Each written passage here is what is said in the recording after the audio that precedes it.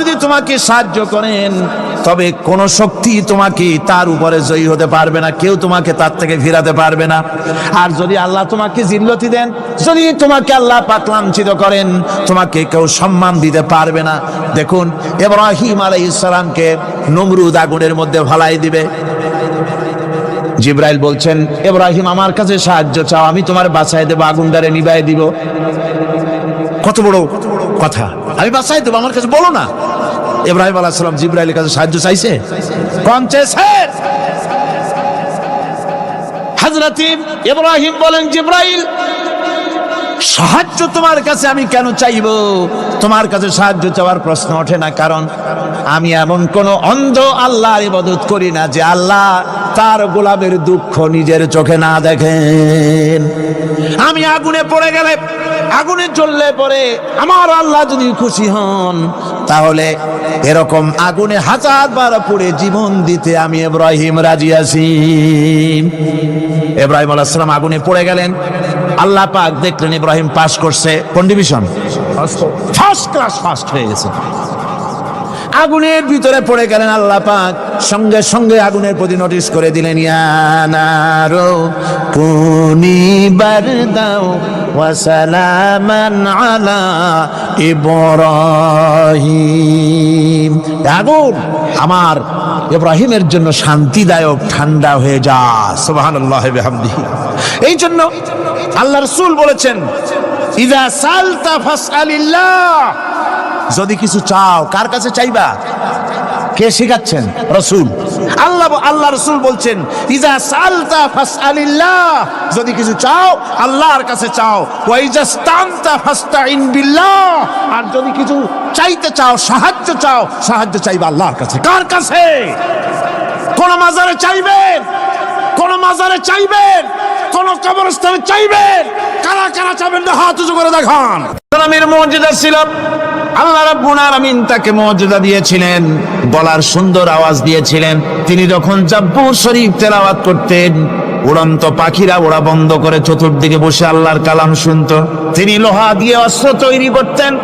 অস্ত্র বানাবার সময় আগুন দিয়ে লোহা পোড়ায় অস্ত্র বানাতে হয়। দাউদ আলাইহিস সালামের তার প্রয়োজন ছিল না। তিনি যখন লোহা হাতির ভিতরে নিয়ে চাপ দিতেন, লোহা পানি হয়ে আঙ্গুরের ফাঁক দিয়ে গলে পড়ে যেত।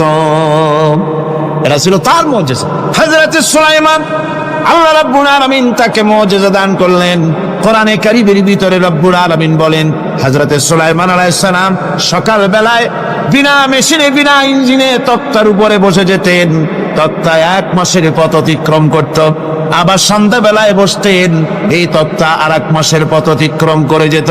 ঈসা আলাইহিস সালামের মুজিজা ছিল, জন্মান্ধের চোখের উপরে হাত বুলিয়ে দিতেন, সঙ্গে সঙ্গে চোখ ভালো হয়ে যেত।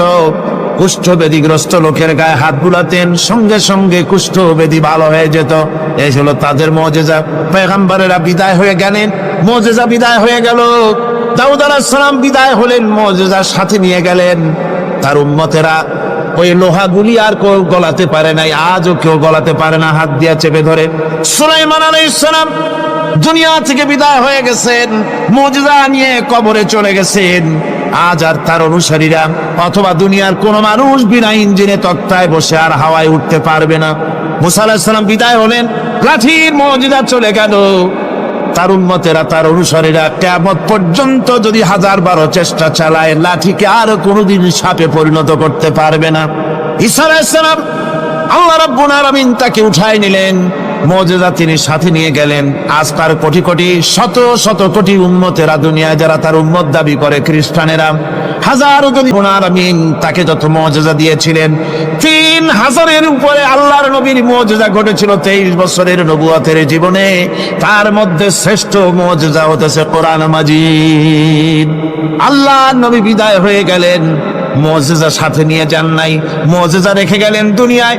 কিয়ামত পর্যন্ত দুনিয়াবাসী, নবীর উম্মতেরা কোরআনের মুজিজা ব্যবহার করতে পারবে। কোরআনে কারীম, রাসূল কারীম সাল্লাল্লাহু আলাইহি সাল্লামের জীবনের শ্রেষ্ঠ মুজিজা। মানুষ পাগল হয়ে গেছে কোরআন শুনে। সুতরাং এই কোরআনের বৈশিষ্ট্য সকল দিক থেকে এক, অপূর্ব। একটি কিতাবে পরিণত করেছে, যা মানুষকে চিরকাল বিস্ময় হতবাক করে দিয়েছে। কোরআনের আরেকটি বৈশিষ্ট্য হচ্ছে এই কোরআন এক সময় নাজিল হয় নাই। 30 পারা কোরআন শরীফ একসাথে নাজিল হয়েছে না, কোরআন নাজিল হয়েছে আস্তে আস্তে ধীরে ধীরে। কত বছর লাগলো? 23 বছরেরও কিছু বেশি সময় ধরে কোরআন ধীরে ধীরে রাসূল করিম সাল্লাল্লাহু আলাইহি সাল্লামের কাছে অবতীর্ণ হয়েছে। এমনটি আর কোনো কিতাব হয়নি, যা আর কোনো ধর্মগ্রন্থ যারা অন্যরা দাবি করে এরকম হয়নি। কোরআনে কারীমের আরেকটি বৈশিষ্ট্য হচ্ছে, যখন কাগজ ছিল না, ছাপাখানা ছিল না, এমনকি টেপ রেকর্ডার ছিল না, তখনকার নাজিলকৃত কিতাব যেভাবে নাজিল হয়েছিল সেইভাবে আজ পর্যন্ত অবিকল টিকে আছে, টিকে থাকবে ইলা ইয়াউমিল কিয়ামah। কিয়ামত পর্যন্ত কোরআনে কারীমের এই অকৃত্রিম অবিকৃত অবস্থায় কোরআনে কারীমের এই শান, এই বরকত টিকে থাকবে। এই জন্য কোরআন শরীফ হচ্ছে এই পৃথিবীর মহাবিশ্বের মহাবিশ্ব। কোরআন হচ্ছে পৃথিবীর মহাবিশ্বের মহাবিশ্ব। এর মর্যাদা সম্পর্কে রাসূল করিম সাল্লাল্লাহু আলাইহি ওয়াসাল্লাম বলেছেন, ওয়ান উসমান রাদিয়াল্লাহু তাআলা আনহু আন্নাহু قال قال رسول الله صلى الله عليه وسلم خيركم من تعلم القرآن وعلمه رواه البخاري। আল্লাহর নবী বলেন, তোমাদের মধ্যে সর্বোত্তম ব্যক্তি সেই, তোমাদের ভিতরে ভালো ব্যক্তি, উত্তম ব্যক্তি সেই, যে ব্যক্তি নিজে কোরআন শেখে আর অন্যকে শেখায়। কোরআন যে শেখে আর অন্যকে যে শেখায়, সেই ব্যক্তি হলো তোমাদের মধ্যে সর্বোত্তম ব্যক্তি, ভালো ব্যক্তি। সুবহানাল্লাহ পড়েন। কোরআনে কারীমের এই মর্যাদা সম্পর্কে রাসূল করিম সাল্লাল্লাহু আলাইহি ওয়াসাল্লাম বলেছেন, দুই ব্যক্তিকে, দুই শ্রেণীর লোককে ঈর্ষা করা যায়। অমুকে বিরাট বাড়ি করেছে, সে বাড়ি দেখে হিংসা হয়, আমি ওরকম বাড়ি করব, অমুকের মতো নেতা হব, অমুকের মতো বড় লোক হতে হবে। পরশ্রী কাতরতা অথবা ঈর্ষা করা, এরকমের ঈর্ষা করা জায়েজ নাই। রাসূলুল্লাহ বলেছেন, দুই ব্যক্তির সঙ্গে ঈর্ষা করা যায়। আন ইবনে ওমর রাদিয়াল্লাহু তাআলা আনহু আন্নাহু قال قال رسول الله صلى الله عليه وسلم لا حسد الا على الاثنين। দুই ব্যক্তি ছাড়া অন্য কারো সাথে হিংসা করা যায় না, রিশ করা যায় না। কোন কোন ব্যক্তি? রাজুলুন আতাহুল্লাহুল কুরআন ফাহুয়া ইয়াকুমু বিহি আনা আল-লাইলি ওয়া আনা আন-নাহার। ওই ব্যক্তির সঙ্গে হিংসা করা যায়, হিংসা করা যায় যে ব্যক্তিকে আল্লাহ পাক কোরআনের ইলম দান করেছেন, সে ব্যক্তি দিন রাত কোরআন তেলাওয়াত করে, কোরআনের উপরে আমল করে, কোরআনের উপরে থাকে, মানুষকে কোরআনের দাওয়াত দেয়। ওই লোকের সাথে ঈর্ষা করা দরকার যে তার মতো হতে চায়। ওয়ারাজুলুন আতাহুল্লাহু মালান ফাহুয়া ইউনফিকু মিনহু আনা আল-লাইলি ওয়া আনা আন-নাহার। মুত্তাফাকুন আলাইহি, বুখারী মুসলিমের হাদিস। রাসূলুল্লাহ বলছেন, অন্য আরেক ব্যক্তি হচ্ছে যে ব্যক্তিকে আল্লাহ পাক মাল দিয়েছেন, সম্পদ দিয়েছেন, ওই ব্যক্তি তার মাল আর সম্পদকে দিন রাত দুহাতে আল্লাহর রাস্তায় খরচ করে। তার মতো হওয়ার জন্য তার সাথে ঈর্ষা করা যেতে পারে। আমার বন্ধুগণ, এই কোরআন হচ্ছে এমন এক কিতাব যে কোরআনকে নিয়ে যারা অগ্রসর হয় আল্লাহ তাদেরকে বাড়ায় দেন, আর কোরআনের সাথে যারা হিংসা করে, বিদ্বেষ করে, আল্লাহ তাদেরকে অধঃপাতিত করে দেন। আন ওমর ইবনুল খাত্তাব রাদিয়াল্লাহু তাআলা আনহু আন্নাহু قال قال رسول الله صلى الله عليه وسلم ان الله يرفع بهذا الكتاب اقواما ويضع به آخرين রাওয়াহু মুসলিম। হযরত ওমর রাদিয়াল্লাহু তাআলা আনহু বলছেন যে আল্লাহ পাক এই কোরআনের সাহায্যে এক শ্রেণীর লোককে প্রতিষ্ঠিত করবেন দুনিয়ার বুকে, এবং আখিরাতেও আরেক শ্রেণীর লোককে করবেন অধঃপাতিত। যারা কোরআনের সাথে বিরোধিতা করবে, তারা যদি হিরো হয়, আল্লাহ তাদেরকে জিরো বানাবেন। কি বানাবেন? জোরে কোন কি বানাবেন? জিরো বানিয়ে দিবেন। আর কোরআনকে নিয়ে যারা আগ বাড়ে, তারা যদি জিরো হয়, আল্লাহ পাক তাদেরকে কি বানায় দেন? কোরআনের সাথে বিরোধিতা আজকের নতুন কিছু নয়, আবহমান কাল থেকে কোরআনের সাথে চলছে বিরোধিতা। বিশ্বকবি, কবি সম্রাট আল্লামা ইকবাল, আল্লাহ তাকে জান্নাতুল ফেরদাউস নসিব করুন, সবাই বলুন আমিন। আল্লামা ইকবাল বলেছেন, সতীজা কর রহা হ্যায় আসল সে তাইমরোজ, সতীজা কর রহা হ্যায় আসল সে তাইমরোজ, চরাগে মুস্তাফা বি সে শরারে বুলহবিস। মুহাম্মদ সাল্লাল্লাহু আলাইহি ওয়াসাল্লামের দ্বীপ শিখার সাথে, আল্লাহর দ্বীনের সাথে আবু জাহাল আবু লাহাবের অগ্নিস্ফুলিঙ্গের সংঘর্ষ আবহমান কাল থেকে লেগে এসেছে, কিন্তু ওদের এই অগ্নিস্ফুলিঙ্গের টক্কর লেগে মুহাম্মদ সাল্লাল্লাহু আলাইহি ওয়াসাল্লামের টিম টিম করে জ্বলে ওঠা এই প্রদীপটি প্রচন্ড ঝোড়ো হাওয়ার মুখে, টর্নেডো আর গর্কির মুখে নিভে যায়নি, জ্বলছে, জ্বলবে কিয়ামত পর্যন্ত। এটাকে নিভাবার ক্ষমতা বিশ্বের কোনো মানুষের নাই। ফু দিয়া কেউ যদি নিভাতে চায়, চেহারা শুদ্ধ, মাথা শুদ্ধ, পুড়ে ছাই হয়ে যাবে, কোরআনের আলোকে নির্বাপিত করতে পারবে না।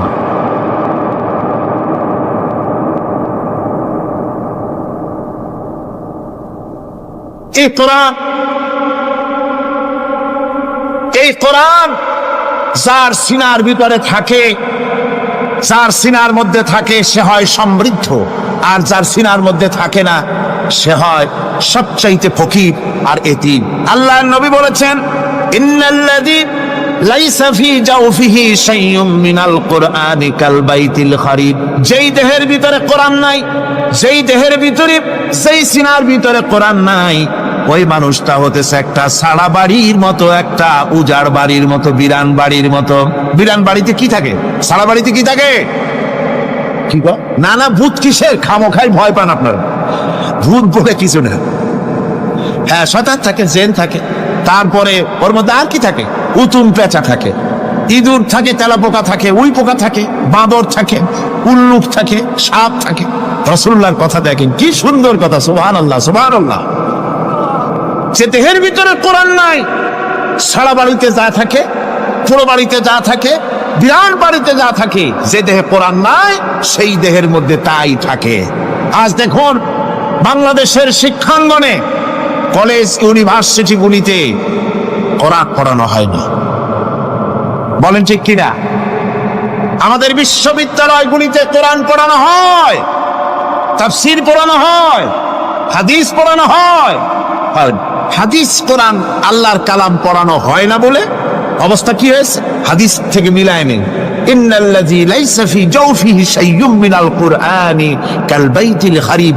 কোরআন নাই তো সারা বাড়ি, কোরআন নাই তো কি আছে? যে ঘরের মধ্যে মানুষ নাই, উল্লুক থাকে, ভাল্লুক থাকে, শয়তান থাকে, তেলাপোকা থাকে, সারপোকা থাকে, হিংস্র প্রাণী ভরপুর থাকে। যে শিক্ষা প্রতিষ্ঠানে কোরআন পড়ানো হয় না, সেখানেও সন্ত্রাসীরা বাস করতে পারে, ভালো মানুষ টিকতে পারে না।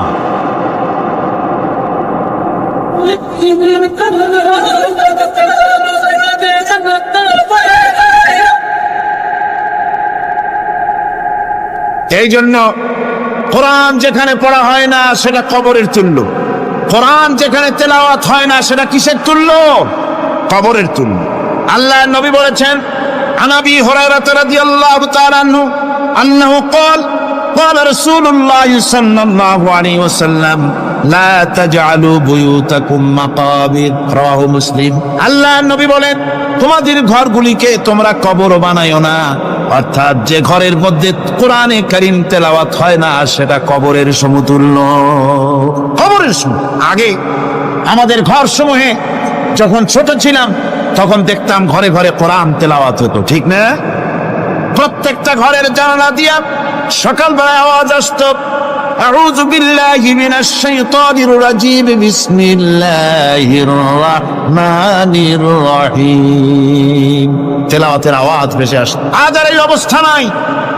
আজ ভদ্রলোকের বাড়ির সামনে দিয়ে হেঁটে যাবেন, সকালবেলা কিসের তেলাওয়াত? জনমের ঘুম ঘুমায়, পাইকারি দরে ঘুমায়, ফজরের নামাজ নাই। শহরের অবস্থা, অধিকাংশ বাড়িতে ফজরের নামাজ হয় না। ডিসেন্টিনার মাধ্যমে, আগে তো শুধু বাংলাদেশের ছবি, ডিসেন্টিনার মাধ্যমে সারা পৃথিবীর শয়তানি আর বদমাশি ঘরে বসে গেলা যায়। উপকারিতা এবং অপকারিতা দুটোই আছে। নিউজ দেখা যায়, সাথে সাথে আবার নিউজের সাথে আরো বাজে কিছু দেখা যায়। এগুলো দেখতে দেখতে রাত শেষ হয়ে আসে, ঘুমায় জনমের মতো, এক ঘুমে বেলা 9টা আর 10টা।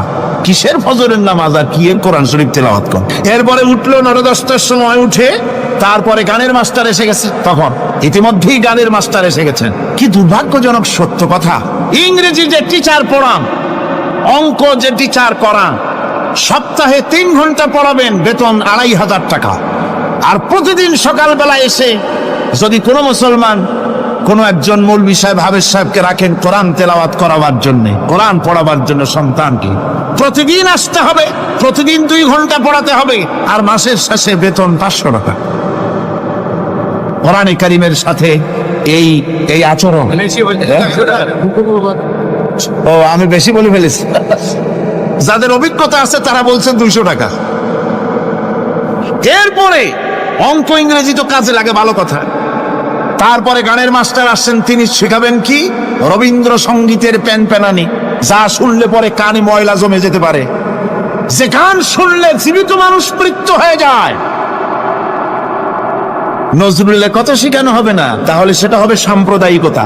গানের মাস্টারকে, নাচের মাস্টারকে 5,000 টাকা, 10,000 টাকা পর্যন্ত বেতন দেওয়া হয়। এ জাতির জন্য আল্লাহর রহমত কেমনে আসবে? কি কারণে আসবে? কোরআনের সাথে এই বেয়াদবি আমরা করেছি। ঘরগুলিকে, আজকে আমাদের ঘরগুলিকে আমরা কবরস্থানে পরিণত করে দিয়েছি। কোরআন তেলাওয়াত হচ্ছে। আমার বন্ধুগণ, কোরআন তেলাওয়াত করুন, বেশি বেশি তেলাওয়াত করুন, ঘরকে জীবিত করুন, সন্তানকে তেলাওয়াত করান, আপনি নিজেও তেলাওয়াত করুন। কোরআনে কারীম যারা তেলাওয়াত করবেন তাদের সম্পর্কে আল্লাহর নবী বলেন, মান ক্বারাআল কুরআনা ফাস্তাযহারাহু ফাহাল্লা হালালাহু ওয়া হারামা হারামাহু আদখালাহুল্লাহুল জান্নাহ।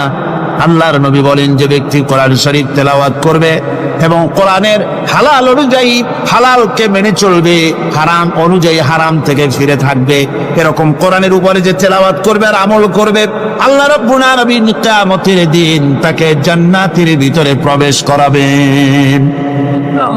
শুধু বেহেশতে যাবে না, ওয়াসাফাহু ফি আশরাতিন মিন আহলি বাইতিহি কুল্লুহুম কাদ ওয়াজাবাত লাহুন নার। নবীজি বলেন, এই কোরআনে কারীমের বরকতে কিয়ামতের দিন ওই ব্যক্তি তার রক্ত সম্পর্কিত 10 জন আত্মীয়ের ব্যাপারে সুপারিশ করার জন্য তৌফিক পাবে আল্লাহর দরবারে। এমন 10 ব্যক্তি, সেই 10 ব্যক্তির জন্য হিসাবের পরে জাহান্নাম ওয়াজিব হয়ে গিয়েছিল। এমন 10 ব্যক্তি সম্পর্কে কোরআনের তেলাওয়াতকারী আর আমলকারী আল্লাহর দরবারে সুপারিশ করার জন্য পারমিশন পাবেন। এমন নিয়ামত, সেই নিয়ামত থেকে আমরা বঞ্চিত হয়ে যাচ্ছি। আমি বলি না যে আপনারা কলেজ ইউনিভার্সিটিতে ছেলেদের পড়তে দিবেন না, আমি তা বলি না। তারা কলেজ ইউনিভার্সিটিতে বিলক্ষণ পড়াশোনা করুক, কিন্তু তাদেরকে কোরআন শরীফ শিখান। লক্ষ লক্ষ টাকা খরচ করলেন ছেলের পেছনে, কিন্তু কোরআন শিখালেন না। আপনি মরে গেলে আপনার জানাজাটা পড়বে, এই তৌফিকও সে পেল। জানাজার ইমামতি তো দূরের কথা, জানাজার নিয়ত জানে না, পাক পবিত্রতা জানে না। বাপ মরে গেছে, সে তখন ছিল মার্কেটে, শুনলো বাপ মরছে, তাড়াতাড়ি জানাজায় শরীক হতে হবে। প্যান্টও পাক নাই, যেহেতু পেশাবের যখন বেগ এসেছিল দেওয়ালের পাশে দাঁড়াইয়া কাম সারছে, দোয়া মোছার কাম নাই, মাথায় টুপি নাই, নাক মোছা রুমাল ছিল পকেটের, রুমালটা মাথায় দিয়া দাঁড়ায় গেল। আল্লাহু আকবার, বাপের কপালে যা আছে তাই হোক। তারপরে বাপ মরে গেছে, কান্না শুরু করেছে। যেদিন মরছে সেদিন কাঁদতেছে, পরের দিন একটু মুখ মলিন কাঁদতে। নাম বল্টু মিয়া, তার আবার এক বন্ধু আছে, তার নাম শান্তু মিয়া। শান্তু মিয়া বলছে, মিয়া বল্টু কান্দো কেন? বাপ মরে গেছে। এগুলো বাঁচে নাকি? এগুলো মরেই যায়। আমার একটা ছিল, ওটাও মরছে। চিরকাল কারো বাপ থাকে, সুতরাং এত মন খারাপ কেন? আসো, ইন্ডিয়া থেকে ভালো একটা বই আসছে, সেটা দেখে এত আনন্দ পাবে। বাপ তো বাপ, 14 গোষ্ঠী মরলেও মনের দুঃখ মুছে যাবে। এরপরে বাড়ি এনে তাকে সিনেমার ছবি দেখানো হলো। ছবি সে দেখলো, ফেরার সময় বাপের কবরের কাছ থেকে যাওয়ার সময় দাঁড়িয়ে গেল ক্ষণিকের জন্য। আহারে বাপ, বিদায় হয়ে গেলা, কি দেব তোমার? কিছু তো নাই আমার কাছে, তাই সারা রাত ধরে যা কিছু দেখলাম এগুলি তোমার আমলনামায় দিয়ে গেলাম। জোরে কর নাউযুবিল্লাহ। আমি সমস্ত পিতাদেরকে বলতে চাই, সন্তানদেরকে কোরআন শিখান, কাজে লাগবে। কোরআন শিখালে কাজে লাগবে। কোরআন শরীফ মুখস্থ করেন, বেশি করে মুখস্থ করেন কোরআনে কারীম, আপনার ফায়দা হবে। হযরত ওমর রাদিয়াল্লাহু তাআলা আনহু বর্ণনা করছেন যে রাসূল কারীম সাল্লাল্লাহু আলাইহি ওয়াসাল্লাম বলেছেন, ইউকালু লিসাহিবিল কুরআনি ইকরা ওয়ারাত্তিল কামা কুনতা তুরাত্তিলু ফিদ দুনিয়া। কিয়ামতের দিন জান্নাতীদেরকে, বেহেশতীদেরকে আল্লাহ রাব্বুল আলামিন বলবেন, কোরআন শরীফ তেলাওয়াত করো আর উপরের দিকে উঠতে থাকো। কোরআনে যেভাবে দুনিয়ার বুকে কোরআনে কারীম তুমি মুখস্থ করেছিলে, ধীরে ধীরে তেলাওয়াত করতে, ওইভাবে ধীরে ধীরে কোরআন তেলাওয়াত করো আর উপরের দিকে উঠতে থাকো। আল্লাহ পাক বলতে থাকবেন উপরের দিকে ওঠো, তেলাওয়াত করো আর ওঠো। উঠতে উঠতে সেই জায়গা গিয়ে তোমার তেলাওয়াত শেষ হয়ে যাবে, জান্নাতের ওই জায়গাটা তোমার জন্য বরাদ্দ হবে। আবু দাউদ শরীফের হাদিস, জান্নাতের ওই জায়গাটা তোমার জন্য বরাদ্দ হবে। এখন যাদের শুধু সূরা ইখলাস আর সূরা কাউসার মুখস্থ, তারা তো দুই পা আগাই বসে যাবে, উঠতে পারবেন না। বেশি বেশি মুখস্থ করেন, হাফেজে কোরআন হন অথবা হাফেজের মতো হন। বেশি বেশি মুখস্থ করেন সূরা ইয়াসিন, সূরা দুখান, সূরা রহমান, সূরা ওয়াকিয়া, সূরা মুজাম্মিল, যে সমস্ত সূরা, বেশি সূরা আল আরাফ, সূরা কাহাফ, সূরা মারিয়াম ইত্যাদি মুখস্থ করেন। কিয়ামতের দিন কাজে লাগবে, জান্নাতের অত উঁচায় উঠতে পারবেন। হাফেজে কোন জায়গায় যাবে? সুবহানাল্লাহি ওয়া বিহামদিহি। 30 পারা কোন যার সিনার ভিতরে, জান্নাতের কোন জায়গাটা আল্লাহ তাকে বরাদ্দ করবেন? সুবহানাল্লাহ, সুবহানাল্লাহ। কোরআনে কারীমকে মুখস্থ করুন, বেশি করে মুখস্থ করুন। কোরআনে কারীমকে বেশি করে তেলাওয়াত করুন। এই কোরআনে কারীমকে যারা বেশি করে তেলাওয়াত করবে, তেলাওয়াত করতে গিয়ে যারা আল্লাহর কাছে কিছু চাওয়ার সময় পাবে না, তাদের সম্পর্কে রাসূল করিম সাল্লাল্লাহু আলাইহি ওয়াসাল্লাম বলেছেন হাদিসে কুদসি, হাদিসে কুদসি রাসূল করিম সাল্লাল্লাহু আলাইহি ওয়াসাল্লাম বলেছেন, ইয়াকুলু রাব তাবারাক ওয়া তাআলা মান শাগালাহুল কুরআন আন যিকরি মাসআলাতি আতাইতুহু আফজালা মা উতিয়াস সাইলি। আল্লাহর নবী বলেন, আমার আল্লাহ পাক বলেছেন, কোরআন তেলাওয়াত করতে গিয়ে যারা ব্যস্ত থাকে, কোরআন তেলাওয়াত করতে করতে যারা আমার কাছে হাত পেতে কিছু চাওয়ার সময় পায় না, যারা আমার কাছে হাত পেতে কিছু চায়, তাদের থেকে তেলাওয়াতকারীদেরকে আমি রব্বুল আলামিন বেশি করে দেই। সুবহানাল্লাহ। কোরআন তেলাওয়াত করতে করতে যারা আল্লাহর কাছে হাত পেতে চাওয়ার সময় পায় না, আল্লাহ পাক বলেন যারা চায় তাদের থেকে তেলাওয়াতকারীকে আমি বেশি দেই। আমার বন্ধুগণ, শুধু তাই নয়, এ কোরআনে কারীম যারা তেলাওয়াত করবে, আমল করবে, কিয়ামতের দিন তার মা বাবার মাথার উপরে আল্লাহ রাব্বুল আলামিন, আবু দাউদ শরীফের হাদিসে এসেছে, তার মা বাপের মাথার উপরে নূরের টুপি পরিধান করানো হবে। এমন নূরের টুপি, এমন নূরের তাজ পরানো হবে, চন্দ্র সূর্যের আলোকে ম্লান করে দেবে। হাসরবাসীরা প্রশ্ন করবেন, এ লোকটি কে? কোনো ফেরেশতা নাকি বলে না, কোনো নবী নাকি বলে না, তবে কি ইনি কে? জবাব হবে, ইনি হচ্ছেন সেই ব্যক্তি যিনি তার সন্তানদেরকে কোরআন শিখিয়েছিলেন। কোরআন শিখানোর কারণে আল্লাহ রাব্বুল আলামিন আজ তার মা বাপের মাথার উপরে নূরের টুপি পরিধান করে হাসরের ভিতরে মর্যাদা দিলেন। কিয়ামতের দিন দুনিয়া মর্যাদা পাওয়া যাবে, আখিরাতেও মর্যাদা পাওয়া যাবে যদি কোরআনে কারীমকে তেলাওয়াত করা যায়, আমল করা যায়, বোঝা যায়, তাহলে এই সমস্ত নিয়ামত আল্লাহ পাক দান করবেন। সুতরাং এই এত বড় নিয়ামত থেকে আমরা যেন কেউ বঞ্চিত হয়ে না যায়। কোরআন হচ্ছে এমন এক কিতাব যার তাফসীর লেখা হয় নাই। পৃথিবীতে এমন কোনো ভাষা নাই, পৃথিবীর উল্লেখযোগ্য সবগুলি ভাষায় কোরআনে কারীমের তাফসীর লেখা হয়েছে, কিন্তু কোন মুফাসসির আজ পর্যন্ত কথা বলেন নাই যে আমি যে তাফসীর লিখছি এর চাইতে ভালো তাফসীর আর কেউ লিখতে পারেও না আর পারবেও না, এটা শেষ, আর তাফসীর লেখা লাগবে না। এ কথা কেউ বলতে পেরেছে? জোরে বলেন, পেরেছে? পারে নাই। তার কারণ কি? আল্লাহ রাব্বুল আলামিন বলেন, قل لو كان البحر مدادا لكلمات ربي لنفد البحر قبل أن تنفد كلمات ربي ولو جئنا بمثله مددا। আল্লাহ পাক বলেন, নবী আপনি বলুন, আমার রবের কথাগুলি লেখার জন্য যদি সমুদ্রের পানিগুলি, সমুদ্রের সমস্ত পানিগুলি যদি কালিতে পরিণত হয়ে যায়, আর আমার রবের কথাগুলি যদি লেখা শুরু হয়ে যায়, আমার রবের কথাগুলি লেখার পূর্বে সমস্ত সমুদ্রের পানিগুলি শেষ হয়ে যাবে, তারপরে যদি আবার সমুদ্র ভরে দেওয়া হয়, আরো যদি লেখা হয়, তবুও আমার রবের কথা লেখা শেষ হবে না। আল্লাহ রাব্বুল আলামিন বলেন, ولو أن ما في الأرض من شجرة أقلام والبحر يمده من بعده 7 أبحر ما نفدت كلمة الله। আল্লাহ রাব্বুল আলামিন বলেন, মা নাফিদাত কালিমাতুল্লাহ। আল্লাহ পাক বলেন, 7টা সমুদ্রের পানি যদি একত্রিত করা হয়, 7টা সমুদ্রের পানি যদি এক জায়গায় করা হয়, এই পানিগুলি যদি কালিতে পরিণত হয়ে যায়, আর পৃথিবীর সমস্ত গাছগুলি যদি কলমে পরিণত হয়ে যায়, ওই গাছগুলি দিয়ে যদি ওই পানির কালি দিয়ে আমার প্রভুর কথা, আল্লাহ রাব্বুল আলামিনের কোরআনের কথা যদি লেখা শুরু হয়ে যায়, লিখতে লিখতে সমস্ত পানিগুলি গাছগুলি শেষ হয়ে যাবে, আল্লাহ পাকের কালামের ব্যাখ্যা লেখা শেষ হবে না। মা নাফিদাত কালিমাতুল্লাহ, আল্লাহর কথা লেখা শেষ হবে না। এত বড় বিরাট আজিম কিতাব আল্লাহ পাক আমাদেরকে দান করেছেন, সুবহানাল্লাহ পড়েন। এই কিতাবের এত বড় গুরুভার আল্লাহ রাব্বুল আলামিন বলেছেন, লাউ আনজালনা হাযাল কুরআন আলা জাবালিন লারাআইতাহু খাশিআন মুতাসাদ্দিআন মিন খাশিয়াতিল্লাহ। আমি যদি এই কোরআনকে পর্বতের উপরে নাজিল করতাম, তাহলে তুমি দেখতে পেতে আমার ভয় ভীত সন্ত্রস্ত হয়ে পাহাড়গুলো চূর্ণ বিচূর্ণ হয়ে যেত। এত বড় আসিফ কিতাব আমি তোমাদেরকে দান করেছি, যার গুরুভার বহন করতে কেউ রাজি হয়নি। পাহাড় পর্বত কেউ রাজি হয়নি, মানুষ রাজি হয়েছে। এই মানুষের উপরে আমি এটা অবতীর্ণ করেছি, গোটা বিশ্ববাসীর সামনে এই কিতাব আমি দিয়েছি তোমাদেরকে, এর দ্বারা হেদায়েত তোমরা গ্রহণ করবে। কিয়ামতের দিন আল্লাহর এই বিরাট নিয়ামত আমাদেরকে দান করলেন, আমরা এই নিয়ামতের নাশকর করেছি। অর্থাৎ এই কোরআনকে আমরা ব্যবহার করেছি, সঠিকভাবে করি নাই, বেঠিকভাবে করেছি। প্রথম দিন দ্বিতীয় দিন আমি বলেছি কোরআন শরীফকে শুধু তাবিজ তুমারের জন্য, শুধু সওয়াবের জন্য তেলাওয়াত করেছি।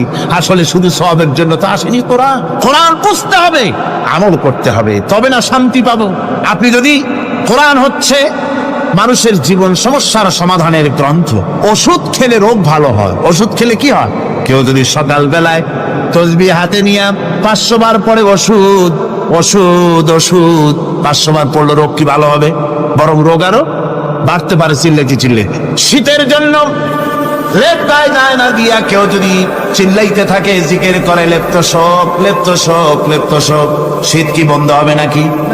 পানির পিপাসায় ছটফট করে মানুষ যদি চিল্লায় পানি পানি পানি পানি পানি, পানির পিপাসা আরো বাড়বে। তাহলে কি বোঝা গেল?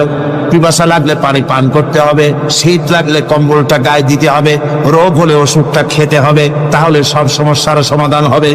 অনুরূপ ভাবে আমরা শুধু কোরআনে কারীমকে তেলাওয়াত করি সবের নিয়তে, তার হুকুমগুলি জীবনের উপরে আমল করি না বলে আজকের জীবন আমাদের বিপর্যস্ত হয়েছে। ব্যক্তিতে, পরিবারে, রাষ্ট্রে শান্তি নাই, কোথাও শান্তি নাই এই কারণে।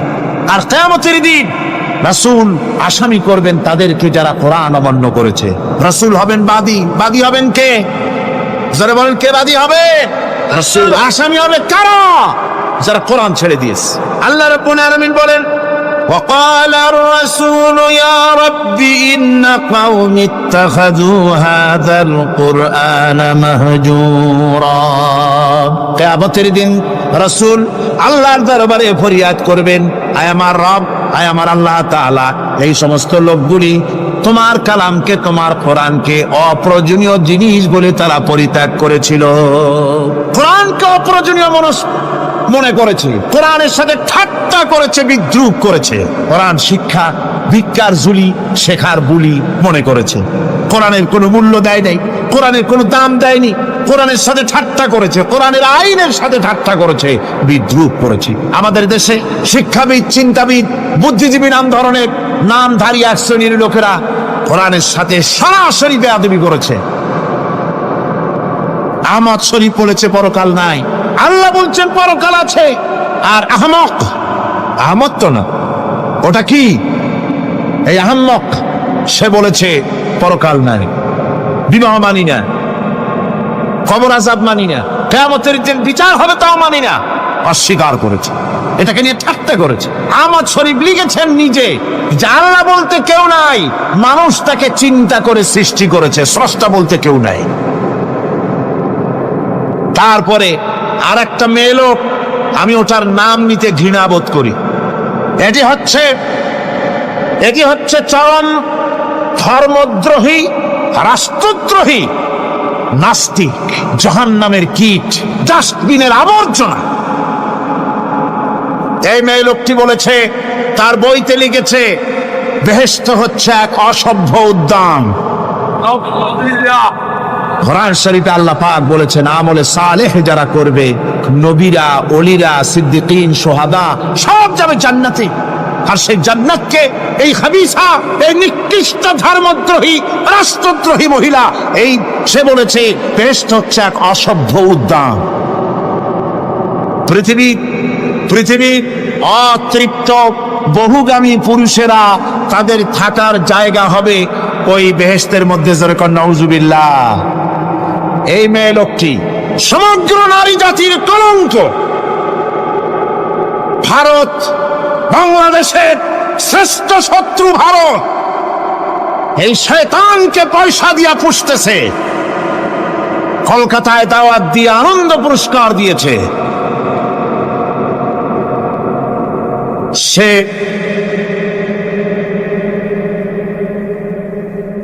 তার বইয়ের মধ্যে, কত বড় নির্লজ্জ মেয়ে, বইয়ের মধ্যে লিখছে বাসে বসে আমি যখন দেখি ছেলেরা পেশাব করার জন্য বাস থামলি বাসের থেকে নেমে দেওয়ালের পাশে গিয়ে প্যান্টের বোতাম খুলে পেশাব করে, আর মেয়েরা চুপ করে বসে থেকে পেশাবের যন্ত্রণা নিয়ে কষ্ট পায়, আমি আনন্দ পাবো সেই দিন যেদিন মেয়েরাও বাস থেকে নেমে দেওয়ালের পাশে দাঁড়িয়ে পেশাব করতে পারবে।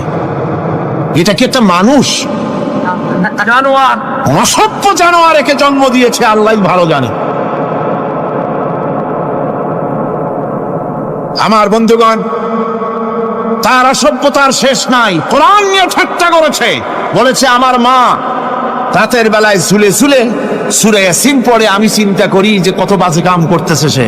বলছে আল্লাহ পাক কোরআনের মধ্যে পুরুষকে বেহেশতের হুরিদের কাঁচা মাংসের লোভ দেখাইয়া, মদ খাওয়াবার লোভ দেখিয়ে তাদেরকে নামাজ রোজা করার জন্য বাধ্য করতেছে। বেহেশতে কি শরাব, বেহেশতে কি মদ পান করানো হবে? না, বেহেশতে মদ পান করানো হবে না। মদ তো নাপাক জিনিস। আল্লাহ পাক বলছেন বেহেশতে পান করানো হবে। ওয়াসাকাহুম রাব্বুহুম শারাবান তাহুরা, জান্নাতের ভিতরে আল্লাহ পাক শরাবে তাহুর পান করাবেন, যেটা নিজেও পাক এবং যে পান করবে সেও পবিত্র হয়ে যাবে। সুবহানাল্লাহ। সুতরাং এই কোরআন নিয়ে ঠাট্টা বিদ্রুপ যারা করেছে, কিয়ামতের দিন আল্লাহর দরবারে তাদেরকে উঠতে হবে, আজ হোক কাল। আমি জানি না বাংলাদেশ সরকার ভারতের ভয়ের চোটে এই মেয়ে লোককে পুলিশ প্রহারা দিয়া পুষতেছে নাকি, আমার বুঝে আসে না। বাংলাদেশ সরকারের পররাষ্ট্র মন্ত্রণালয় রীতিমতো আসামির কাঠগড়ায় দাঁড়িয়ে বিবৃতি দিয়েছেন এবং তাকে পুলিশ প্রহরার ভিতরে রেখেছে। বাংলাদেশের দণ্ডবিধি অনুযায়ী ওর তো ফাঁসি হয়ে যাওয়া উচিত। কোরআনের বিরুদ্ধে কথা বলেছে, আল্লাহর কোরআন নিয়ে ঠাট্টা করেছে। আমার বন্ধুগণ, কিয়ামতের দিন যখন এরা উপস্থিত হবে আল্লাহর দরবারে, আল্লাহ রাব্বুল আলামিন কোরআনের সাথে যারা ঠাট্টা করেছে, বিদ্রুপ করেছে, কোরআনের আইনকে নিয়ে যারা ঠাট্টা বিদ্রুপ মজাক উড়াইছে, কিয়ামতের দিন তাদেরকে বলা হবে ওয়াকিলাল ইয়াউমা নানসাকুম কামা নাসিতুম লিকা ইয়াউমিকুম হাদা। কিয়ামতের দিন আল্লাহ রাব্বুল আলামিন কোরআনের ঠাট্টাকারী, কোরআনের বিদ্রুপকারী, কোরআনের আইনের অমান্যকারীদেরকে বলবেন আমি আজকে তোমাদের ভুলে গেলাম, যেমন করে তোমরা এই দিনে আমার সঙ্গে সাক্ষাৎকারের কথা ভুলে গিয়েছিলে। তোমরা যেমন আমার আজকের এই কিয়ামতের দিনের কথা যারা ভুলে গিয়েছিলে, আজকে আমিও তোমাদেরকে ভুলে গেলাম। এরপরে কি হবে? ওয়ামাওয়াকুমুন নার ওয়ামা লাকুম মিন নাসিরিন। আল্লাহ পাক বলেন এরপরে এদের জায়গা হবে জাহান্নাম, আর এদের সাহায্যকারীও কেউ থাকবে না, জাহান্নামে চিরকাল থাকতে হবে। এটা এই জন্য যে তারা আল্লাহর কোরআনের সঙ্গে ঠাট্টা করেছে, বিদ্রুপ করেছে, কোরআনের আইন মানে নাই, কোরআনের আইনকে অমান্য করে চলেছে। এই জন্য কিয়ামতের দিন আল্লাহ রাব্বুল আলামিন তাদেরকে শাস্তি প্রদান করবেন। কোরআন পৃথিবীর বুকে আল্লাহ নাজিল করেছেন, শুধু তেলাওয়াত করবেন ঝুলে ঝুলে, এই জন্য নয়। কি জন্য নাজিল হলো? এবার উদ্দেশ্য শুনুন। আল্লাহ পাক বলেন আর রহমান আল্লামাল কুরআন আল্লাহ রাব্বুল আলামিন তিনি হলেন এমন দয়াবান, এমন রহমান, যিনি কোরআন শিখালেন। কি কারণে শিখালেন? কোরআন নাজিলের উদ্দেশ্য কি? আল্লাহ পাক বলেন, ইন্না আনজালনা ইলাইকাল কিতাবা বিল হাক্কি লিতাহকুমা বাইনান নাসি বিমা আরাকাল্লাহ।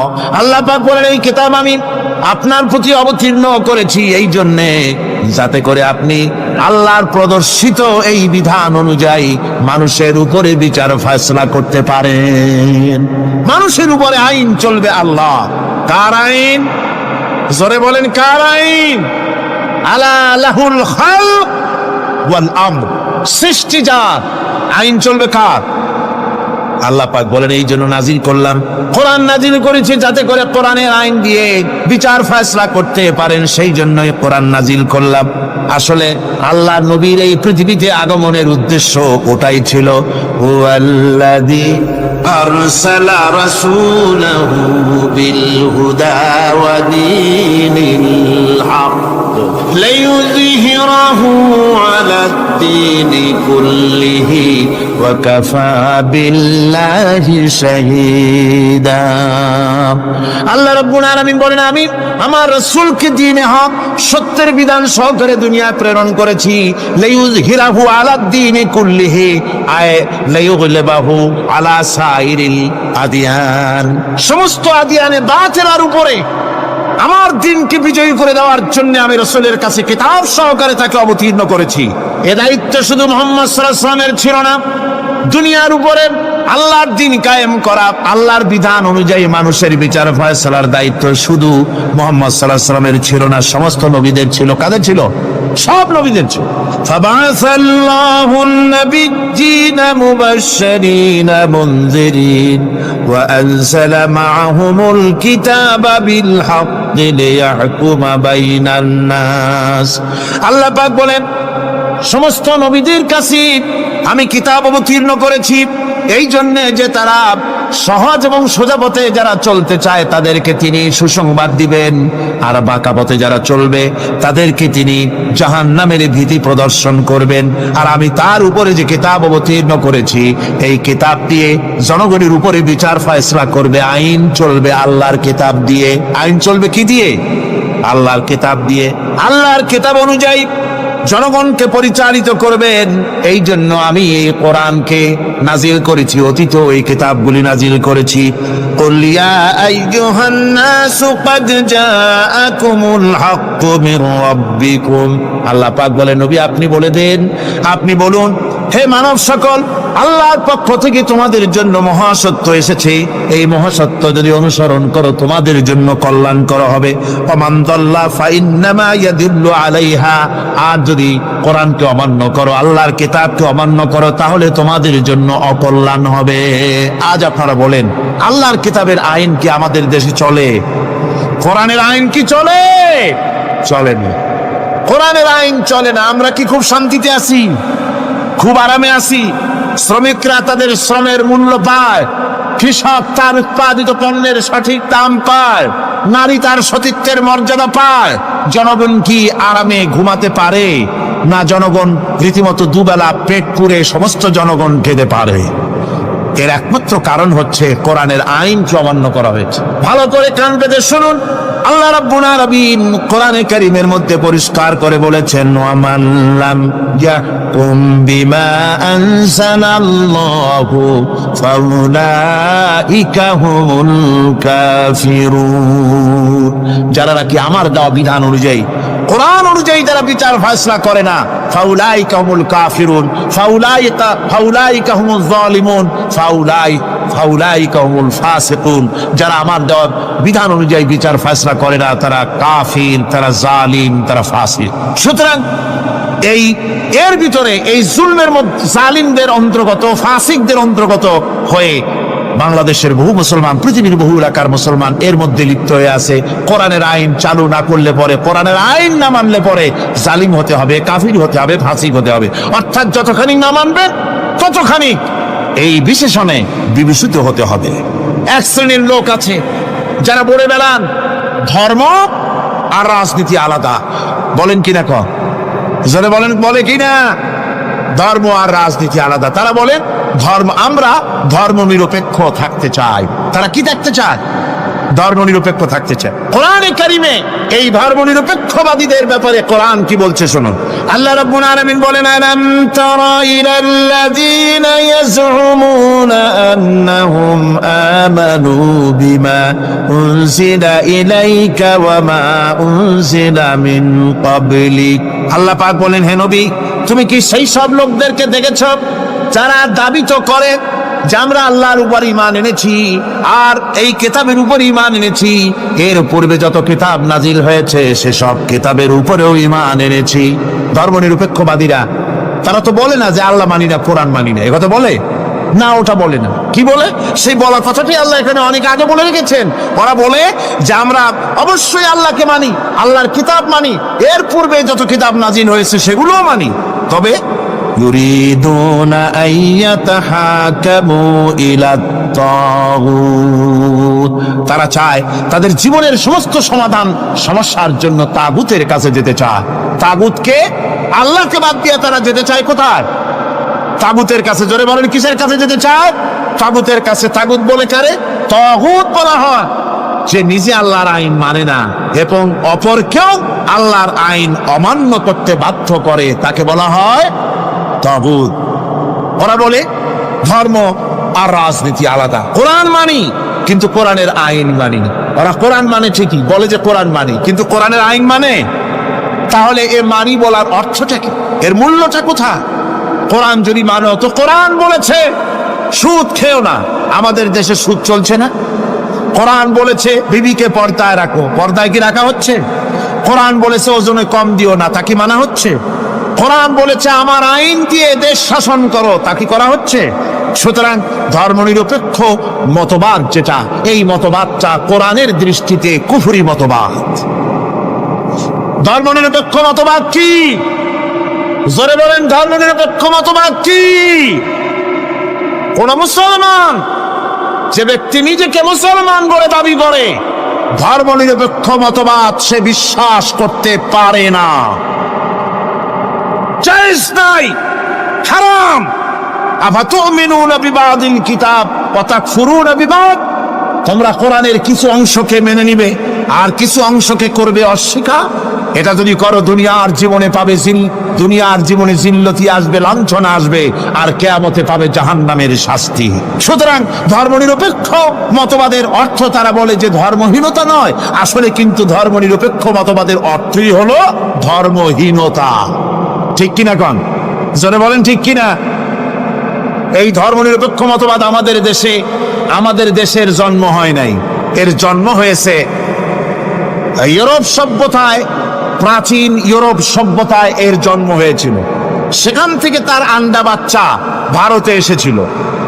ভারত থেকে এই আন্ডা বাচ্চার কিছু অংশ 1972 সালে তদানীন্তন সরকারের মাথার উপরে ভারত চাপিয়ে দিয়েছিল।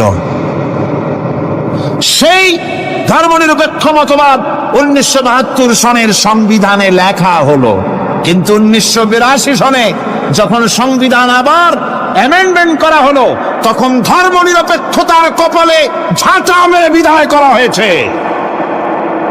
বাংলাদেশে ধর্মনিরপেক্ষ মতবাদ চলতে পারে না। ধর্মনিরপেক্ষ মতবাদের কথা আমাদের দেশে তারাই বলে যারা 72 সনে ক্ষমতায় ছিলেন। তারা ধর্মের সাথে কি ব্যবহার করেছেন আমরা ভুলে যাই নাই, আপনারা ভুলে গেছেন। 1972 সনে দেশের সমস্ত বিশ্ববিদ্যালয়ের মনোগ্রাম থেকে ইকরা বিস্মি রাব্বিকাল্লাযী খালাক রাব্বি জিদনি ইলমা, কোরআনে কারীমের আয়াতকে বিদায় করে দেওয়া হয়েছিল। শাসনতন্ত্রের শিরোনামে বিসমিল্লাহকে গ্রহণ করা হয় নাই। শুধু তাই নয়, কোরআনে কারীম যেখানে তেলাওয়াত করা হয় তখনকার সময় রেডিওতে, টেলিভিশনে, ওই 72 থেকে 3 বছর, এবং এখনো সেই দলটি মিটিং করতে গিয়ে, কোনো জায়গায় কিছু করতে গিয়ে, আগে কোরআন শরীফ, তারপরে গীতা, তারপরে বাইবেল, এগুলি হচ্ছে মুনাফিকের লক্ষণ। কিসের লক্ষণ? যেখানে সেই টেবিলে, যেই মঞ্চে কোরআন তেলাওয়াত হয়, বাইবেল গীতা পড়া হারাম, পড়া হতে পারে না। কোরআনের চাইতে শ্রেষ্ঠ কিতাব আল্লাহর দুনিয়া আছে? সমস্ত কিতাবকে রাত করেছে কোরআন। হযরত ওমর রাদিয়াল্লাহু তাআলা রাসূল করিম সাল্লাল্লাহু আলাইহি ওয়াসাল্লামের কাছে গিয়ে তাওরাতের একটা পাতা পড়তেছি। হযরত আবু বকর রাদিয়াল্লাহু তাআলা সেখানে চলে এলেন। এসে দেখেন রাসূল করিম সাল্লাল্লাহু আলাইহি ওয়াসাল্লামের চেহারা মোবারক লাল হয়ে গিয়েছে গোসায়। হযরত আবু বকর বললেন, ওমর তুই যদি এর থেকে মরে যেতিস, তুই যদি এর থেকে মরে যেতিস, তুই যদি এর থেকে মরে যেতি। তিনবার বলল। হযরত ওমর শিউরে উঠলেন, হতচকিত হয়ে উঠলেন। আবু বকর আমাকে মরার কথা বলছেন কেন? তিনি তাকিয়ে দেখেন রাসূল করিম সাল্লাল্লাহু আলাইহি ওয়াসাল্লামের চেহারা মোবারক গোসায় লাল হয়ে। হযরত ওমর বলছেন, ইয়া রাসূলুল্লাহ, আমার এবং আমার পিতা মাতার জীবন আপনার কদম মোবারকে উৎসর্গ হয়ে যাক। আমি অপরাধ করেছি, কি অন্যায় করেছি হুজুর আমাকে? হুজুর বলছেন, ওমর তুমি যে তাওরাতের পাতা আমার সামনে পড়তেছ, এই তাওরাত যার উপরে নাজিল হয়েছিল, সেই মুসা আলাইহিস সালাম যদি আজকে বেঁচে থাকতেন, তাহলে আমার উম্মতের ভিতরে শামিল হয়ে যাওয়া তার জন্য ফরজ হয়ে যেত। অতীতের সমস্ত কিতাবকে রদ করা হয়েছে, সমস্ত শরিয়াতকে বন্ধ করা হয়েছে। সুতরাং কোন মুসলমানের প্ল্যাটফর্মে যেখানে কোরআন তেলাওয়াত হয়, বেদ, বাইবেল, গীতা পড়া হারাম সেখানে। এই মুনাফিকরা তাও করে থাকে। আমার মুসলমান ভাইয়েরা, নজরুল ইসলাম কলেজের ইসলাম শব্দ বাদ দিয়ে নজরুল কলেজ করা হয়েছিল। সলিমুল্লাহ মুসলিম হলের মুসলিম শব্দ বাদ দিয়ে শুধু সলিমুল্লাহ হল করা হয়েছিল। তার মানে ধর্ম এদের কলিজায় আগুন জ্বালিয়ে দেয়। ইসলামের নাম বরদাস্ত হয় না, কোরআনের নাম বরদাস্ত হয়। আর বরদাস্ত হয়নি বলেই আল্লাহ পাক তার ইন্তকাম নিয়েছে। আমার বক্তব্য হচ্ছে, কোরআনে কারীম পৃথিবীতে এসেছে শাসন করতে দুনিয়াকে। তার মধ্যে রয়েছে রাজনীতি, অর্থনীতি, সব।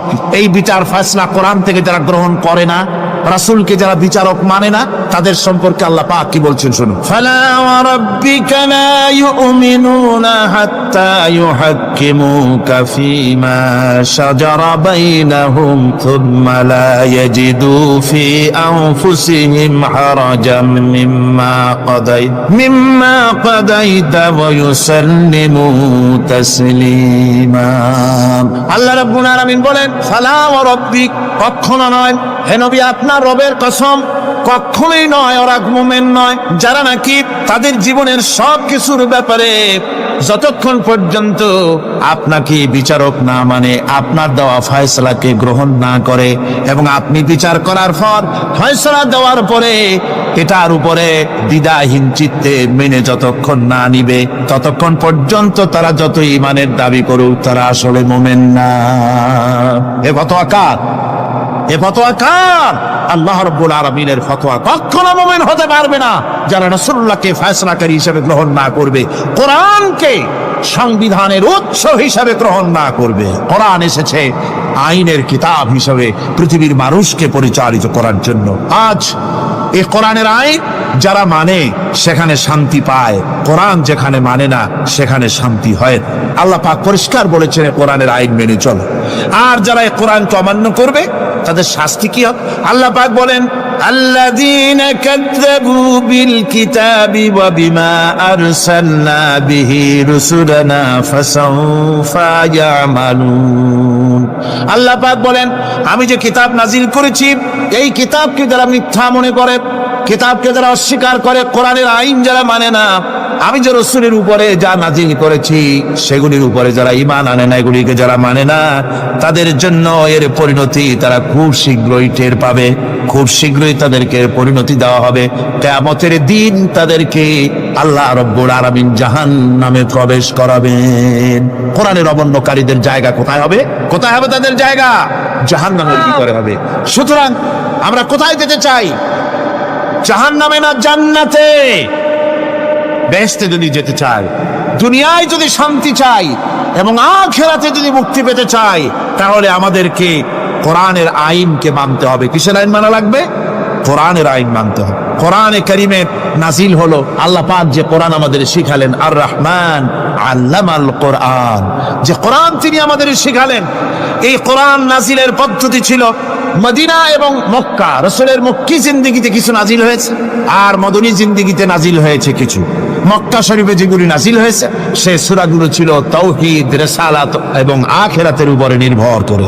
আর মদনী সূরা যেগুলি ছিল সেগুলি ফৌজদারি দণ্ডবিধি, উত্তরাধিকারী আইন, তারপরে যাকাত, অসর, যুদ্ধ, সন্ধি, বন্দি, এরপরে রয়েছে স্বরাষ্ট্রনীতি, পররাষ্ট্রনীতি, অর্থনীতি, জীবন পরিচালনার সমস্ত বিধি আর ব্যবস্থা মদনী জিন্দেগীর সূরাগুলিতে, অবতীর্ণ সূরাগুলিতে আল্লাহ রাব্বুল আলামিন নাজিল করেছে। কোরআন শরীফ মানুষের সকল সমস্যার সমাধান দিয়েছে। এখানে আমি এখন তার কিছু নমুনা পেশ করছি আপনাদের সামনে, আপনাদের বোঝার জন্য যে কোরআন, অনেকে বলে যে কোরআনের তাফসীরের ভেতরে রাজনীতির আলোচনা হয়। রাজনীতি সেইটুক করি যেটুকুন আল্লাহ কোরআনে করেছেন। জোরে কোন আলহামদুলিল্লাহ। এর থেকে বাড়ায় কিছু বলি নাকি? না। কোরআন যেটুকুন করেছে, রাসূলুল্লাহ যেটুকুন করেছে, একজন মুসলমান হিসাবে তা করা আপনার আমার জন্য কি সুন্নত, নফল? ওইটা করা কি তোর এখন? এটা করা আমাদের জন্য ফরজ। সেই জন্য আমি কিছু নমুনা পেশ করছি আপনাদের সামনে, বুঝতে পারবেন যে কোরআন শুধু নামাজের কথা নিয়ে আসে নাই। কোরআনের মধ্যে আয়াত সংখ্যা কত? ৬,৬৬৬। এটা ঠিক না, কিছু কম আছে। ৬,০০০ কয়েক শত, ভালো করে গুনে দেখা দরকার। তো এই যে আয়াতে কারিমা যেগুলি রয়েছে, এর মধ্যে মাত্র ৫০০ আয়াত হচ্ছে হুকমে শরঈ। ভালো করে শোনো, ৫০০ আয়াত আদেশ এবং নিষেধ জাতীয়। এটা করো, ওটা করো না, এটা হালাল, ওটা হারাম। এ হলো ৫০০। তো এই যদি ৫০০ হয়, তাহলে বাকি ৬,০০০ কি?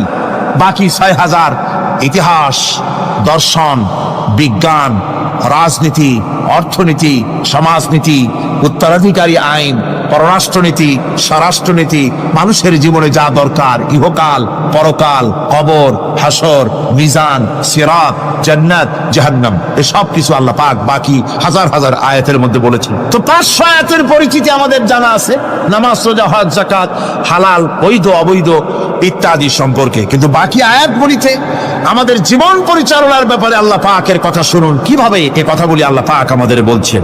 বিচার পদ্ধতি সম্পর্কে শুনুন। কোরআন যে বিচার পদ্ধতি আমাদেরকে দিয়েছেন, নিরঙ্কুশ ন্যায় বিচারের কথা কোরআন বলেছে। কোরআন বলেছে বিচার হতে হবে কি ধরনের? ওয়াইদা হাকামতুম বাইনান নাসি আন তাহকুমু বিল আদল। কোরআন শরীফ বলেছে, তোমরা যখন লোকদের মাঝে বিচার ফয়সালা করবে, তখন অবশ্যই সুবিচার করবে, জাস্টিস, ন্যায় বিচার করবে। এই ন্যায় বিচার করতে গিয়ে তোমার সামনে যদি বিজাতীয় কোনো লোক আসামি হয়ে দাঁড়ায়, অমুসলিম, তখন বিচারটা কিভাবে করবে?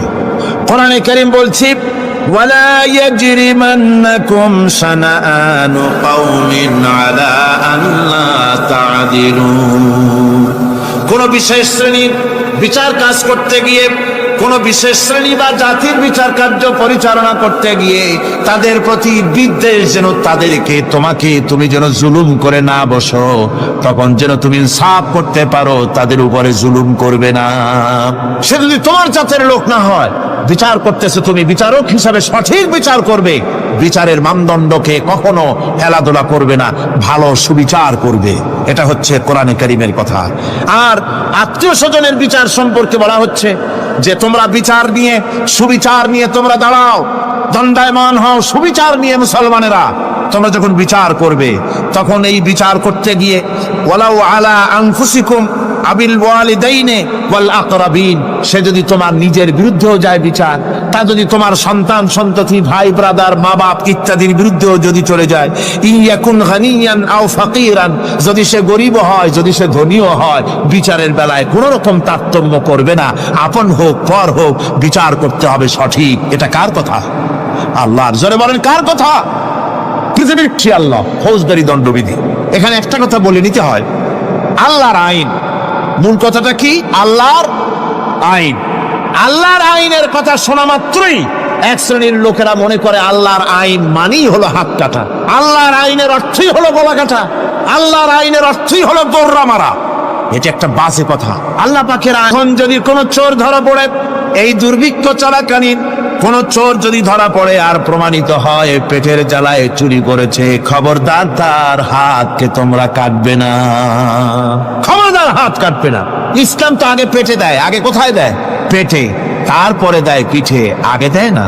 মানুষের খাওয়া, পড়া, শিক্ষা, চিকিৎসা, বাসস্থান সবটার গ্যারান্টি দেওয়া হয়। মদিনায় যখন এই গ্যারান্টি এসে গেল, চোরের হাত কাটা আইন মক্কায় নাজিল হয় নাই, নাজিল হয়েছে মদিনা মুনাওয়ারায়, রাসূলের মদনী জিন্দেগিতে। কোন সময়? যখন রাসূলুল্লাহ প্রেসিডেন্ট। রাসূলুল্লাহ কি যখন রাসূলুল্লাহ কি রাষ্ট্রপতি, সেই সময় মানুষ দরজা খুলে ঘুমাবার সুযোগ পেল, খাওয়া পড়া শিক্ষা চিকিৎসা বাসস্থানের গ্যারান্টি পেল। এই সময় আল্লাহ রাব্বুল আলামিন তিনি যখন দেখলেন ইসলামী সমাজ ব্যবস্থা কোরআনের আইনের মাধ্যমে মানুষ সব রকমের নিরাপত্তা লাভ করেছে, পেটের সমস্যার সমাধান হয়ে গেছে, তখন আল্লাহ আইন জারি করলেন, আস-সারিকু ওয়াস-সারিকাতু ফাকতাউ আইদিয়াহুমা। চোর পুরুষ হোক আর নারী হোক, উভয়ের হাত কেটে দাও। পুরুষ হোক আর নারী হোক, এখন উভয়ের হাত কেটে দাও। দৃষ্টান্তমূলক শাস্তি হোক, যাতে করে এই চুরি আর না কেউ না করে। পেটে খাবার আছে, চাকরি আছে, ওষুধ আছে, শিক্ষা আছে, থাকার মতো জায়গা আছে, এখন চুরি করো কেন? তাহলে বোঝা যাবে এটা নেশায় পরিণত হয়েছে। কি হয়েছে? নেশা। তখন তো আর চোরকে বসায় সেলুট মারা আর যাবে না, এখন হাতটা কাটিয়া একটা শাস্তি দিয়ে দাও।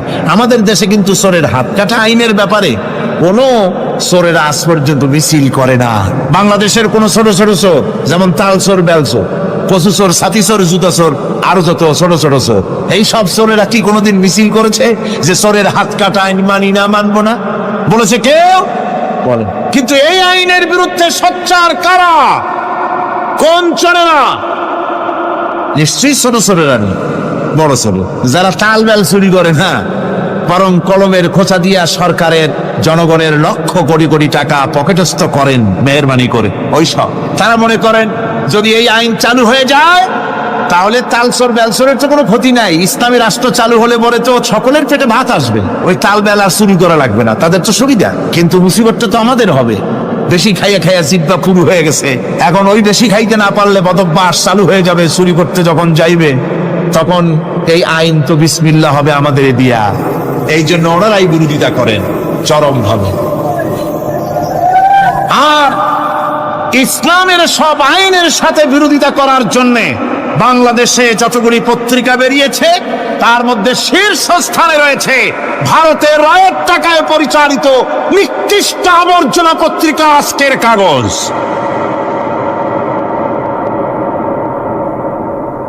ওই কাগজে, এই কাগজের একটা প্রবন্ধ লেখা হয়েছে আজ। সেই প্রবন্ধে লেখা হয়েছে ধর্মভিত্তিক রাজনীতি এমনি এমনি নিষিদ্ধ করা যাবে না, সম্ভব হবে না, এটাকে একেবারে গোড়া থেকে উপড়ে ফেলে দিতে হবে। মাওবাড়ির আবদা ভারতের টাকা নিয়ে লাফালাফি করছে আজকে তারা। বাংলাদেশ থেকে ধর্মভিত্তিক রাজনীতি নিষিদ্ধ ঘোষণার জন্য পায়তারা চালাচ্ছে এই পত্রিকার মাধ্যমে। এই পত্রিকার একমাত্র কাজ গোটা জাতিসত্তাকে দ্বিধা বিভক্ত করা, ইসলামের বিরুদ্ধে ইয়াং জেনারেশনকে খেপিয়ে তোলার জন্য আদা পানি খেয়ে লেগেছে। ধর্মভিত্তিক রাজনীতি নিষিদ্ধ ঘোষণা করার জন্য আপ্রাণ প্রচেষ্টা চালাচ্ছে। সংসদে পর্যন্ত এই বক্তব্য উঠানো হয়েছে, তাই না? সংসদে উত্থাপিত হয়েছে ধর্মভিত্তিক রাজনীতি নিষিদ্ধ ঘোষণা করতে হবে। আমি বলেছি ধর্মভিত্তিক রাজনীতি নিষিদ্ধ ঘোষণা করে ফেলেছিল রাশিয়া। রাশিয়ার যেই পার্লামেন্টে বসে ধর্মভিত্তিক রাজনীতি নিষিদ্ধ ঘোষণা করা হয়েছিল, যে পার্লামেন্টের ঘোষণার বলে লক্ষ লক্ষ মুসলমানদেরকে জমা করা হয়েছে রাশিয়ায়, যে পার্লামেন্টের ঘোষণার বলে মসজিদ মাদ্রাসা ভেঙে চুরি একাকার করে দেওয়া হয়েছিল রাশিয়ায়, যেই পার্লামেন্টে বসে আলেম ওলামা পীর দরবেশদেরকে হত্যা করার জন্য নির্দেশ দেওয়া হয়েছিল রাশিয়ার যে পার্লামেন্ট থেকে, সেই দেশ আজ আর আস্ত নাই, দেশটা টুকরা টুকরা হয়ে গিয়েছে। বাংলাদেশের পার্লামেন্টে আজকে যারা এই ইতিহাস ভুলে যাবেন না, বাংলাদেশে 11.5 কোটি তৌহিদি জনতার তৌহিদি রক্ত, তৌহিদি চেতনা সমস্ত শরীরে মাথায় আর রগ রেশায় টকবক করছে ইসলামী চেতনা, ইসলামের রক্ত। এই মুসলমানদের সাথে আগুন নিয়ে খেলা করার চেষ্টা করো না আমার বন্ধুগণ। কোরআনের আইন বন্ধ করার ক্ষমতা কারো নাই, যে আইন চালু হলে পরেই শান্তি আসবে। ওরা বিরোধিতা করছে, ওরা বলছে চোরের হাত কাটা আইন এটা হচ্ছে একটা অমানবিক ব্যাপার। আইনটা কার? আল্লাহ। মানুষগুলি কার? তা তোমারা তো দরদ কেন? মায়ের চাইতে মাসির দরদ বেশি, এটা কি খুব সুলক্ষণ? না, এটা দারুণ কুলক্ষণ। সুতরাং আল্লাহ রাব্বুল আলামিন তার আইন হচ্ছে শাশ্বত আইন। চোরের হাত কাটা আইন অর্থ নয় যে বাংলাদেশ ইসলামী দল যদি ক্ষমতায় আসে পাইকারি দরে চোরের হাত কাটা আরম্ভ করবে। না, ততক্ষণ পর্যন্ত আইন চালু হবে না যতক্ষণ পর্যন্ত সমস্ত মানুষ তাদের কর্মসংস্থান না হবে, খাবার না পাবে, চাকরি বাকরি না হবে, খেয়ে পরে খাওয়া পড়া শিক্ষা চিকিৎসা বাসস্থান সবটার গ্যারান্টি মিলবে, তারপরে আইন চালু হবে। এর আগে আল্লাহ রাব্বুল আলামিন ফৌজদারি দণ্ডবিধির আওতার ভিতরে চোরের কি শাস্তি হবে তা বললেন, নরহত্যার শাস্তি কি হবে তাও আল্লাহ পাক এখানে বলছেন, ইয়া আইয়ুহাল্লাযীনা আমানু কুতিবা আলাইকুমুল কিসাসু ফিল কাতলা। আল্লাহ পাক বলেন তোমাদের প্রতি নরহত্যার শাস্তি স্বরূপ কিসাস নির্দিষ্ট করা হয়েছে, অর্থাৎ হত্যার বদলে হত্যা করা। একজন মানুষ আর একজন মানুষকে হত্যা করেছে, কোরআনের আইন হচ্ছে ওকেও হত্যা কর। কি সুন্দর আইন, সুবহানাল্লাহ পড়েন। তাহলে কি হবে? রেডিও টেলিভিশনে পত্র পত্রিকার মাধ্যমে যদি খবর ছড়ানো হয় যে হত্যাকারীর বিচার হবে কোরআনের আইন অনুযায়ী, প্রকাশ্য রাজপথে হত্যাকারীকে তাকেও যদি হত্যা করে দেওয়া হয়, এই দৃশ্য উপস্থিত জনতা যত দেখবে, পত্র পত্রিকায় খবর পাবে, টেলিভিশনের পর্দায় দেখতে পাবে, যারা দেখলো এই সব লক্ষ লক্ষ জনতার ভেতরে মানুষ হত্যা করার দুঃসাহস আর আসবে? আল্লাহ পাক বলছেন এটা হচ্ছে মানুষের কিসাস, এর মধ্যে রয়েছে মানুষের জীবন। এরপরে নরহত্যার শাস্তি আল্লাহ পাক এভাবে কোরআনে কারীমের মধ্যে বললেন। জিনার শাস্তি, আয-যানিয়াতু ওয়াজ-যানি ফাজলিদু কুল্লা ওয়াহিদিন মিনহুমা মিআতা জালদা। আল্লাহ রাব্বুল আলামিন বলেন জিনাকারিনী পুরুষ, জিনাকারিনী নারী আর জিনাকারা পুরুষ, তাদের শাস্তি হচ্ছে উভয়কে 100 করে দৌড়া মারা, প্রাণদণ্ড দিয়ে দেওয়া। এই শাস্তি যদি হয় জিনা বন্ধ হয়ে যাবে, বিবাহ সহজ হবে। ইসলামী রাষ্ট্র হলে পরে জিনা করা কঠিন হবে, বিবাহ করা সহজ হয়ে যাবে। এটা হচ্ছে কোরআনের আইনের সুন্দর বিধান। জিনার শাস্তি, চোরের শাস্তি, নরহত্যার শাস্তি জুডিশিয়াল লয়ের আওতায়, ফৌজদারি দণ্ডবিধির আওতায় এগুলি পড়ে। এগুলি সব কোরআন শরীফে আছে না নাই? আছে কিনা? তাহলে কি করে আপনি বলবেন আপনি ধর্ম নিরপেক্ষ? আপনি শুধু ধর্ম আপনার ব্যক্তিগত ব্যাপার আর রাজনীতি একটা আলাদা ব্যাপার। এবারে আল্লাহ রাব্বুল আলামিন মদ পান সম্পর্কে, যারা মদ পান করবে, জুয়া খেলবে যারা, তাদের সম্পর্কে মদ্যপায়ীদের ব্যাপারে আল্লাহ পাক বলছেন, ইন্নামাল খামরু ওয়াল মাইসিরু ওয়াল আনসাবু ওয়াল আজলামু রিজসুম মিন আমালিশ শাইতানি ফাজতানিবুহু। আল্লাহ পাক বলেন নিঃসন্দেহে মদ, জুয়া এবং পাশা, এই সমস্ত খেলাকে, এই সমস্ত জিনিসকে নাপাক ঘোষণা করা হয়েছে। এগুলি সব হতেছে শয়তান কর্তৃক উদ্ভাবিত নোংরা কাজ। এগুলি শয়তানের কাজ। মদ আর জুয়া কার কাজ? জোরে বলেন কার কাজ? শয়তানের কাজ। সুতরাং ফাজতানিবুহু, এর থেকে তোমরা ফিরে থাকো। আল্লাহ বলছেন মদ এবং জুয়া মানুষকে আল্লাহর জিকির থেকে ফিরায় রাখে। ফাহাল আনতুম মুনতাহুন, এগুলি শোনার পরেও কি তোমরা এর থেকে ফিরে থাকবে না? এবার আল্লাহ রাব্বুল আলামিন ওজনে কম দেওয়া সম্পর্কে বলছেন। যারা ব্যবসায়ী, অনেক ব্যবসায়ী আছে, ব্যবসা করতে গিয়ে ধর্ম ব্যক্তিগত ব্যাপার, ব্যবসার মধ্যে ধর্ম নিতে চাই না। কয় যে ধর্ম দারুণ পবিত্র জিনিস, এত পবিত্র, শুধু মসজিদে থাকবে, শুধু মাদ্রাসায় থাকবে, আমার জীবনের বিস্তীর্ণ অঙ্গনে ধর্ম ঢুকতে পারবে না। তার মানে ভাবখানা এই, আল্লাহ এবং রসুলকে বলে দেওয়া হচ্ছে, হে আল্লাহ হে রসুল, তোমাদের উপরে 144 জারি করে দিলাম, শুধু মসজিদে আর খানকায় থাকো, মাদ্রাসায় থাকো, আমাদের জীবনের বিস্তীর্ণ অঙ্গনে তোমাদের কোনো প্রবেশের অধিকার নাই। জোরে কর নাউযুবিল্লাহ। আল্লাহ পাক মানুষের জীবনের সকল ক্ষেত্রে আইন চলবে আল্লাহ। ইনিল হুকমু ইল্লা লিল্লাহ, আইন চলবে কার? আল্লাহ রাব্বুল আলামিন বলেন ওজনে কম দিও না। ওয়াউফুল কাইলা ইযা কিলতুম ওয়াজনু বিল কিসতাসিল মুস্তাকিম। মেপে যখন কোন জিনিস দিবে পরিমাপে কম দিবে না, ওজন করে যখন দিবে ওজনেও কম দিবে না। আল্লাহ পাক কোরআনে কারীমের মধ্যে সুন্দর করে সব কথা বলে দিলেন। ওজনে কম করো না, পরিমাপে কম করো না, সঠিকভাবে এটাকে দিও। এতিমের মাল সম্পর্কে কোরআন বলছে, ওয়ালা তাকরাবু মালাল ইয়াতীম ইল্লা বিল্লাতী হিয়া আহসান। এতিমের মাল ভক্ষণ করা তো দূরের কথা, এর নিকটবর্তী হয় না। তবে হ্যাঁ, এতিম বয়সপ্রাপ্ত হওয়া পর্যন্ত যদি আমানত রাখো সেটা ভিন্ন কথা, কিন্তু এতিমের মালকে ভক্ষণ করো না অবৈধভাবে। এতিমের মালের সুরক্ষার জন্য আল্লাহ পাক বলে দিলেন। অশ্লীলতা সম্পর্কে, আজকে সমাজে অশ্লীলতা চলছে, বেহায়ামি, নগ্নতা চলছে, এ সম্পর্কে আল্লাহ পাক বলছেন, কুল ইন্নামা হারামা রাব্বিয়াল ফাওয়াহিশা মা যাহারা মিনহা ওয়া মা বাতান। আল্লাহ পাক বলেন, হে নবী আপনি বলে দেন, আমার প্রভু নিঃসন্দেহে প্রকাশ্য এবং অপ্রকাশ্য সব রকমের নির্লজ্জতা এবং পাপাচারকে নিষিদ্ধ ঘোষণা করেছেন, হারাম করে দিয়েছেন। প্রকাশ্য এবং অপ্রকাশ্য সব রকমের পাপাচারকে, নির্লজ্জতাকে আল্লাহ পাক নিষেধ করেছেন। আজকে আমাদের দেশের টেলিভিশনে যে সমস্ত নির্লজ্জ বিজ্ঞাপন দেওয়া হয়, নারী দেহের যে সৌন্দর্য প্রদর্শনী করা হয়, এ কি কোনো মুসলমান দেশের করা উচিত? কোন মুসলমানদের জন্য এটা কি বৈধ? আজ নির্লজ্জতা, বেহায়ামি ছড়িয়ে পড়ছে চতুর্দিকে। আল্লাহ পাক নিষেধ করছেন, হারাম করে দিয়েছেন। প্রকাশ্য অপ্রকাশ্য সব রকমের নির্লজ্জতা আল্লাহ পাক হারাম করেছেন। সুদ সম্পর্কে আল্লাহ পাক বলছেন, ওয়াহাল্লাল্লাহুল বাইআ ওয়া হারামার রিবা। আল্লাহ পাক বলেন, আমি সুদকে হারাম করেছি আর ব্যবসাকে করেছি হালাল। ব্যবসা করো, ব্যবসার মধ্যে বরকত আসবে। সুদ দিও না, সুদ দিও না। ربنا ظلمنا أنفسنا وإن لم تغفر لنا وترحمنا لنكونن من الخاسرين ربنا لا تزغ قلوبنا بعد إذ هديتنا وهب لنا من لدنك رحمة إنك أنت الوهاب أي الله تعالى হাজার হাজার মুসলমান নরনারী ঠান্ডাকে উপেক্ষা করে তোমার দ্বীনের কথা শোনার জন্য, কোরআনে কারীমের কথা শোনার জন্য এই মাঠে এসে হাজির হয়েছে।